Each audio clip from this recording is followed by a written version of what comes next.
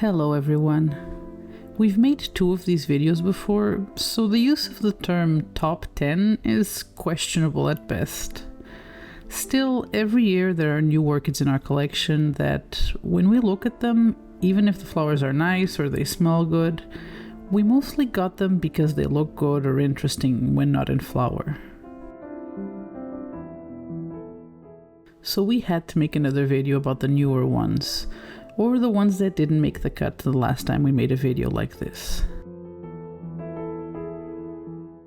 Don't forget to check out the 2 previous top 10s, there's some really great orchids in those too. Also, let us know in the comments what orchids you grow or want for the foliage. These plants aren't in flower for a significant part of the year, so we can't be alone in loving them regardless of the blooms.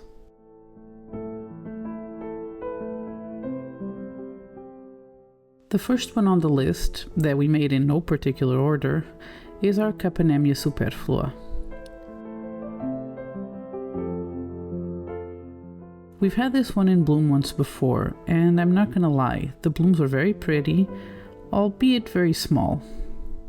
And they smelled wonderful, so you might see this one in a sequel to our top 10 best smelling orchids. But I have to admit, we're having a really hard time reblooming it. And still, I love this orchid. Probably because when I decided to get it, it really wasn't with the blooms in mind. I absolutely love how small it is, and I love the fat, tube-like pseudobulbs. It looks like a dollhouse miniature of a more manageable version of a brassavola, if that makes any sense.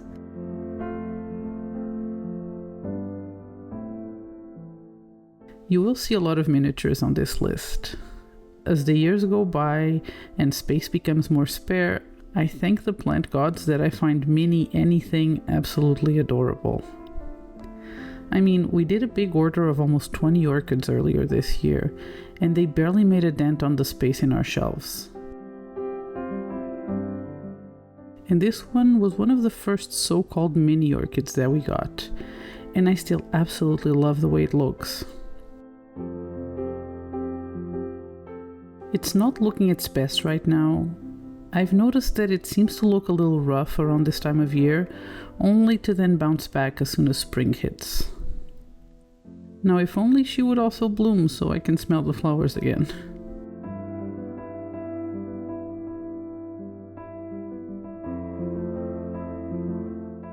We really could not talk about orchid foliage and not mention a jewel orchid, and now we finally have one. This is our Macodes petola, an orchid that I'm sure everyone grows just as a houseplant. You even see it in collections of houseplant growers.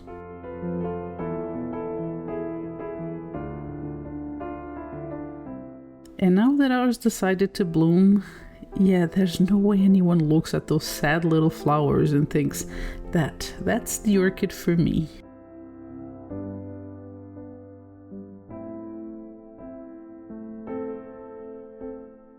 However, the leaves are absolutely breathtaking.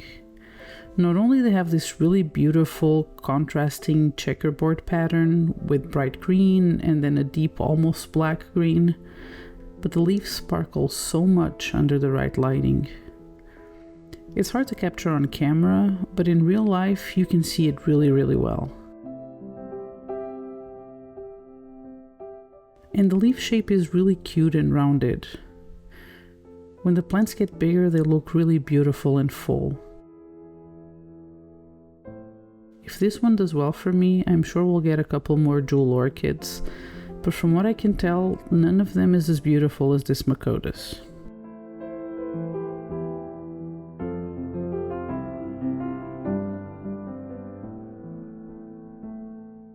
Next, we have the Dockrillia linguiformis, a recent acquisition. If you look at a photo of the flowers, they do look nice, but they look like a lot of other Dockrillias, and we already have a few. One of them is even on this list as well. So when we decided to buy this one, it was purely because of how funky the plant looks. It's called linguiformis, or tongue orchid, because the leaves look, well, they look like little tongues. They are completely flat, with ridges down the middle, and the plant has a creeping growth pattern that creates a horizontal mat of little tongues.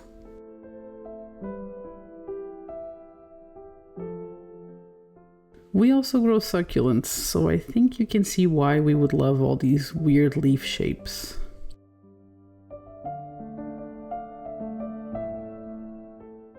I hope this one grows fast and fills up the pot, but even now, I think it looks really unique and cute.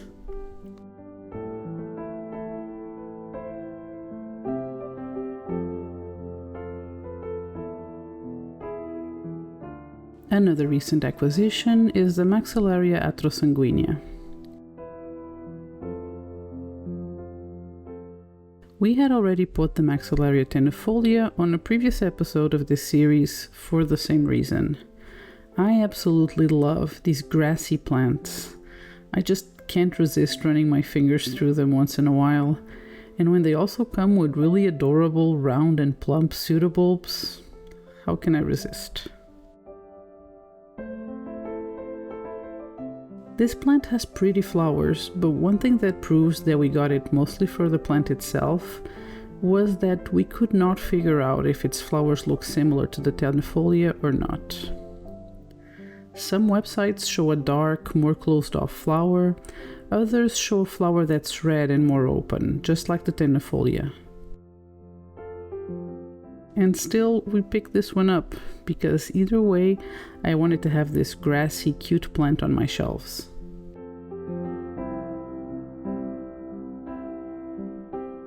And I think that at least the plant itself looks pretty different from the Maxillaria, don't you think?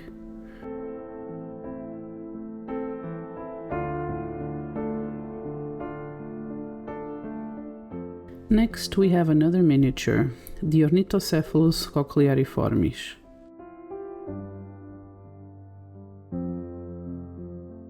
We have seen this one in bloom at an orchid show, and the flowers are so tiny you can barely see them, and they're this really pretty transparent white. But the appeal for this one was definitely the fan-shaped plant. It's so small, and still you can see the way the plump yet flat leaves perfectly stagger to make a little 180-degree fan. We also love that the roots are so fuzzy. You can appreciate that more when they're mounted, but if you've spent any time on our channel, you know we avoid mounts like they're the plague. Still, the little fans look really cute standing there in a pot as well. So I'm not too much in a hurry to get this one to bloom.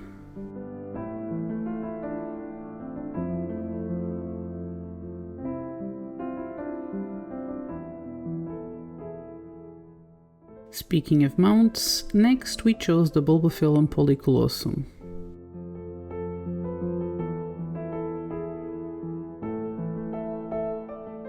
When we looked up photos of the flowers, they do look absolutely amazing, gray and fuzzy and weird looking like call bulbophyllums. But I think we would have gotten this plant regardless of them, even with it being mounted. That doesn't mean I won't try to transfer it to a pot at some point in the future, but the really flattened pseudobulbs that grow perfectly parallel to the surface seemed to me at the time only suited to be in a mount. When I show this plant to people, some can't even recognize it as a plant. It just looks like a few flat pebbles stuck to a plaque. It doesn't help that with higher light they turn this beautiful dark red. Also, after we got it, it did nothing for months. It showed no sign of life. Eventually, a few little shy leaves peeked out, and now we can even see a couple of flat little bulbs forming at the base of the new growths, and they are just so adorable. I can't wait to see how these evolve, and I find myself forgetting to factor flowers in that equation. This plant is just so fascinating. I really can't wait to get more of these weird looking bulbophyllums, even if they have to be mounted.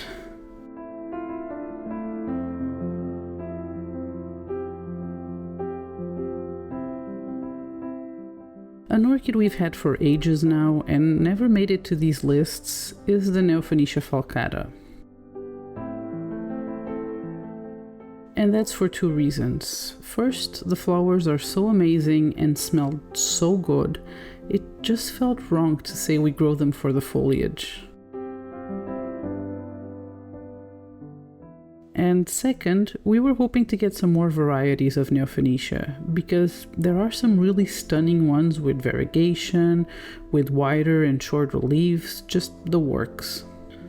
So we were planning to mention those in these videos instead. Unfortunately, those varieties are very hard to find.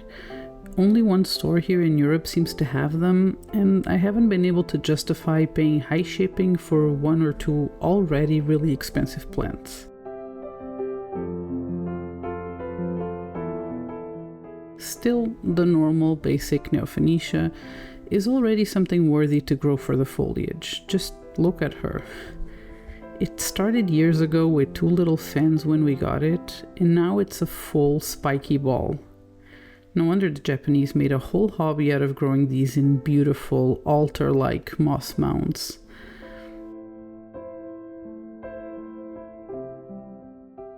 I already love to see the beautiful green-tipped roots run in between the fans and through the moss. Can you imagine in those varieties that have pink roots?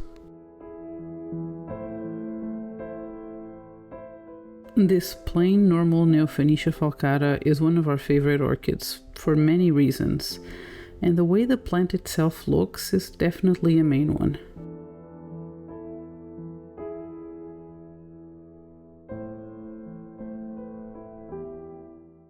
Next we have another grassy orchid, a Dendrochilum. I've been wanting a Dendrochilum for ages. The flowers are really small, but really interesting.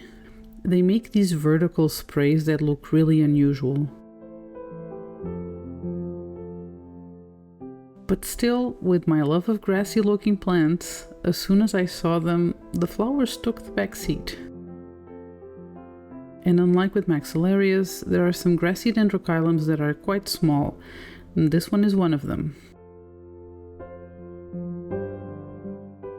I think it looks really nice on the shelves, and I can't wait until it fills up a pot like I've seen in a lot of people's photos.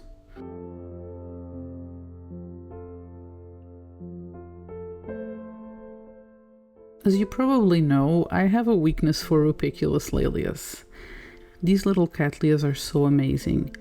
Again, they look like dollhouse versions of the big space hog cattleyas, but with the added bonus of the flowers being much bigger compared to the size of the plant.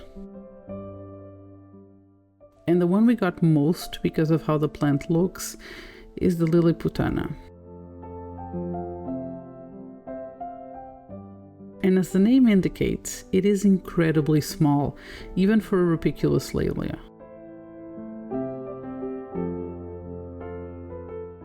And I absolutely love how the pseudobulbs look. They are really fat and round, with a little leaf sticking up. And the pseudobulbs stay really close together. They kind of look like a bunch of little asparagus. This one hasn't been doing its best. It looks very dehydrated because it seems really reticent to make new roots, let alone flower. And yet it makes me smile every time I look at it.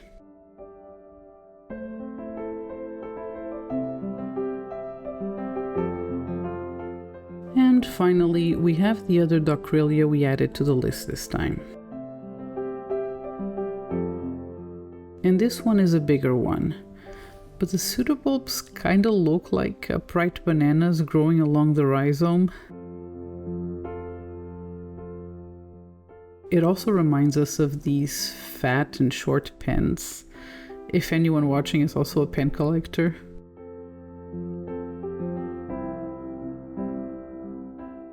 Ours is growing really fast, and the nursery told us they fill up a bowl in no time. It's going to look so cute when it fills out.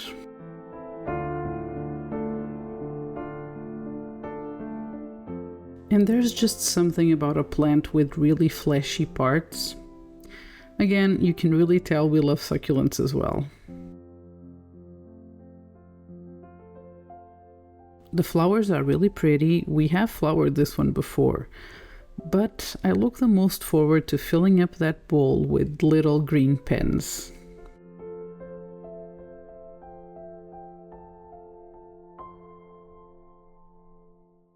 And that was our update to our list of orchids we grow for the foliage. And now it has 30 orchids on it.